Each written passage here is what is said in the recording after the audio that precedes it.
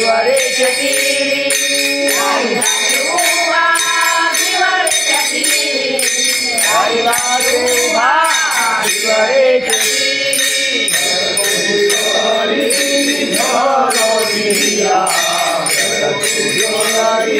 धारोनिया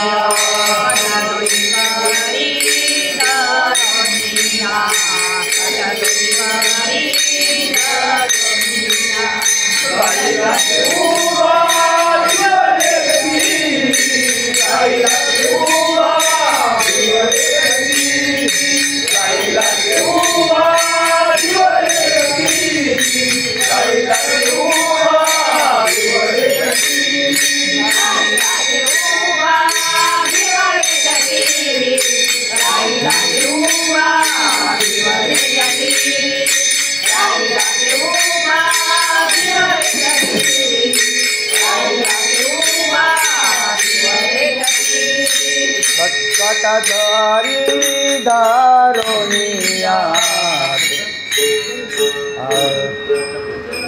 घट दोही कारी धारोनिया कट दोही कारी धारोनिया कट दोही कारी धारोनिया कट दोही कारी धारोनिया राहिला ते उभा भिवरेचे तिरी राहिला ते उभा भिवरेचे तिरी राहिला ते उभा भिवरेचे तिरी राहिला ते उभा भिवरेचे तिरी विठोबा रखुमार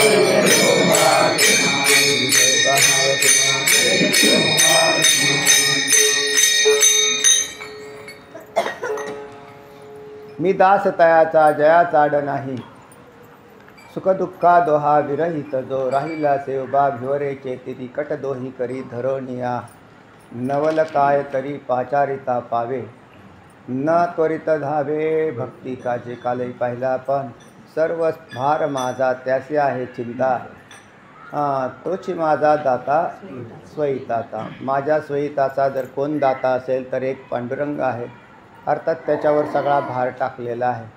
सांसारिक जीव भार स्वतःच्याच माथ्यावर घेत राहतात आणि स्वतःच्या माथ्यावर भार घेत असल्या कारणाने त्यांचे उद्धार करते त्यांचे सर्व हे तेच व्यक्ती असते आणि त्याचं काय होतं परिस्थिती पुढे जाऊन ते आपल्याला माहितीच आहे. ज्याने देवावर भार घातला आहे घालोनिया भार राहिलो निश्चिंत तुका बरं म्हणतात घालोनिया भाता मैसलो भार असंही प्रमाण आहे. आणि वाहू हा संसार देवा पाहिजे तेव्हा भगवंताच्या माथ्यावर भार घालणारे आणि आपल्या माथ्यावर भार घेणारे असे दोन प्रकारचे गट आहेतच. सांसारिक लोक आपला भार स्वतःच्याच माथ्यावर घेतात जरी म्हणजे आता त्याच्यात सांसारिक लोक म्हणतात त्यांना जे आपला भार आपल्याच माथ्यावर घेऊन चालतात त्यांना सांसारिक म्हणावं आणि जे आपला भार देवाच्या माथ्यावर घालतात त्यांना पारमार्थिक म्हणावं. ते म्हटले बा महाराज मग आम्ही बसलो का त्याच्यात तुम्ही भार घेता का नाही घेता याच्यावरून तुमच्या गळ्यात माळ असो पांढरी कपडे असो तुम्ही आणखीन काय करत असो कीर्तन प्रवचन करत असो पण तुमचा भार जर तुम्ही तुमच्या माथ्यावर घेऊन चाललेले असताल तर तुम्ही परमार्थातले संसारिक आहात.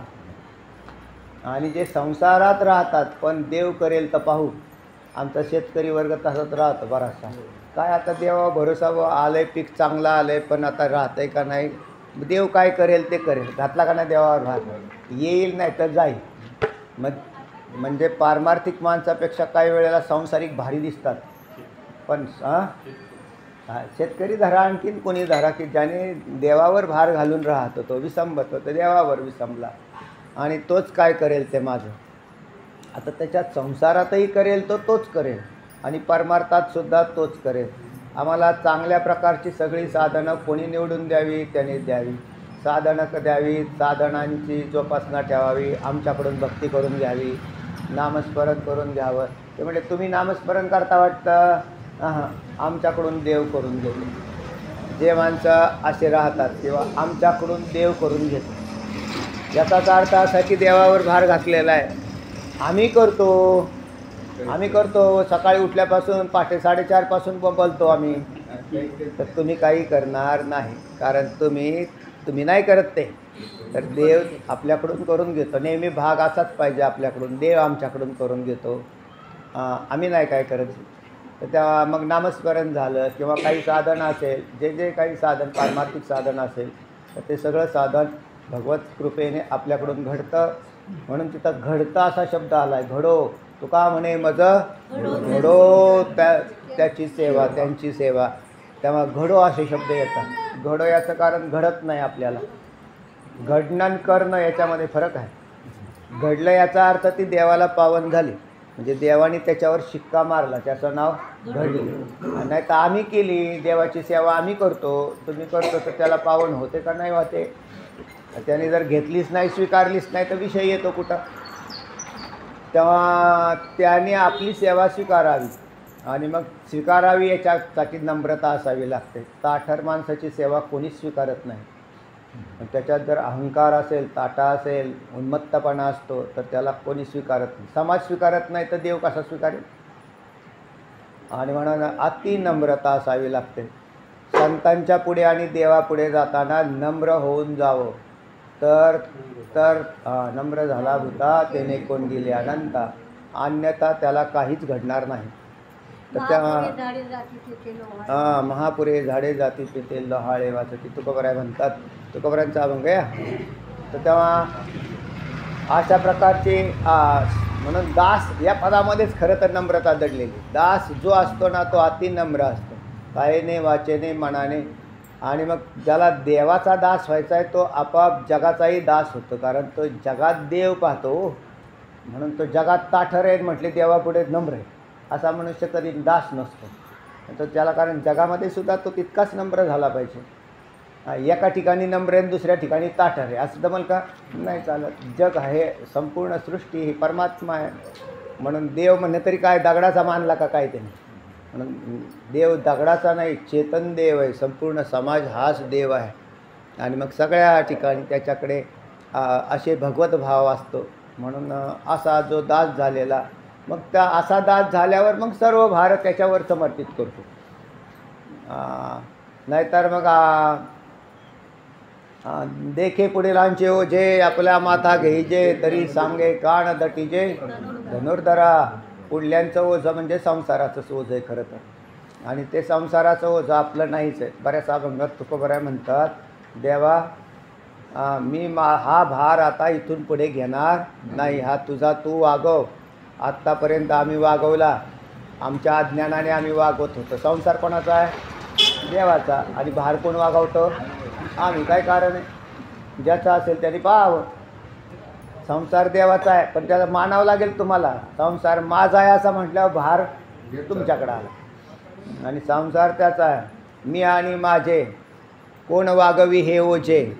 तुकोबराय म्हणतात, हे ओझे आम्ही कोण वागवणार आहे? तेव्हा आम्ही नाही वागवणार हे, तर तुझे तू घेऊन टाक, आणि त्याच्याशी आमचा काही संबंध नाही. तर तेव्हा संतांनी ते ओझं देऊन टाकलं. खरं तर ओझं घेतलं नाही. हां, तेव्हा संतांनी ते स्वीकारलंच नाही. जीवाने स्वीकारलं तर माथ्यावर घेतलं. आणि त्याच्यामुळेच ह्या जीवाला जे दुःख होतं आहे ना, ते त्याचंच आहे. की नाहीतरी दुःख सांगताना लोक काय पागळतात, उगळतात.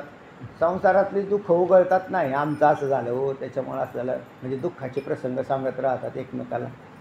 तर ते ओझं घेतलेलेच आहेत. ज्या वेळेला ओझंच घेतलं नाही त्यावेळेला काही अडचण नाही. तेव्हा तुकोबराय म्हणतात, सर्व भार माझा त्याशी आहे चिंता. माझ्या भाराची चिंता कोणाला आहे? त्याला आहे, मला नाही. मग तुमचं काय होईल? काय नाही. पोरं उपाशी का राहणार? मेले तिकडं मरणात का मेले, तर त्याला माहीत, त्याला चिंता आहे. कोणत्या गोष्टीचा? पतित लक्ष्मीचा जाणं तसं आहे. तेव्हा त्याला भगवंताला काळजी आहे. पण असा आहे कोण? तर याच्यासाठी फार मोठी भूमिका बनवावी लागते. साधारण भक्ती करून एवढी मोठी भूमिका नाही तयार होत.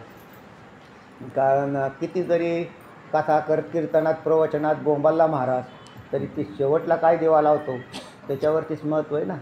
तर जर त्याचा भार तो घेऊन चाललेला असेल आणि कथा कीर्तना जरी सांगत असेल की मग भार देवावर टाका, तुम्ही टाकला का हो? तुम्ही टाकला का देवावर भार? टाकला असेल तर तुम्ही निश्चिंत झाला असेल. आता निश्चिंतीने पावलं विसावा, कुंडलिया धावा तृष्णेची या, ही स्थिती तयार होते. म्हणून भार टाकणारी सामान्य नाही आहेत, तर साधू होतात. आणि भार घेणारे मग रडत राहतात संसाराच्या नावावर. तुकोबराय म्हणतात, आम्ही संसाराच्या नावे घालून या शून्य वाढता हा पुण्य धर्म केला. आम्ही संसाराच्या नावे अगोदरच भोपळा टाकून दिलेला. तिकडं भोपळा टाकून दिला म्हणजेच भार आम्ही घेतला. तुका म्हणे घालू तयावरी वाहू हा संसार देवापायी. आम्ही हा संसार देवापायी वाहू आणि भार आमच्याकडे यत्किंचितही घेणार नाही, घेतलाही नाही. तर हे उत्कृष्ट भक्ताचं लक्षण आहे. आणि मग त्याची आहे चिंता. आम्हाला चिंता आहे का? नाही. आम्हा भय चिंता नाही धाक, जन्म मरण काही एक, झाला इहलोकी परलोक, आले सकळी वैकुंठ. चिंता त्याला असते. चिंता कशाची आहे? अनुकूल विषयाचा वियोग जर होत असला ना की त्यावेळेला माणसाला चिंता उत्पन्न होते. कोणा नोकरीवर काढतात का काय, नोकरीवरून काढतात का काय, अशी कोणाला नोकरीवाले असतात त्यांना चिंता असते बा. हां, मग त्याला ते सारखं काढते. त्यांची यादी लागली, पाहिले का 15 कामगार काढले. 15 काढले, कोण काढले रे बा? आता मी नाही एवढी पाहिले बरं का, पण बरीच आहेत. आपल्या डिपार्टमेंटचे बी दिसत होते. डिपार्टमेंटची नावं पाहिली, नावं नाही पाहिलेली अशी. ते पळत जातो. कशा का आपल्याला तर नाही ना काढलं, कारण आपण बी कुटाणा केला होता.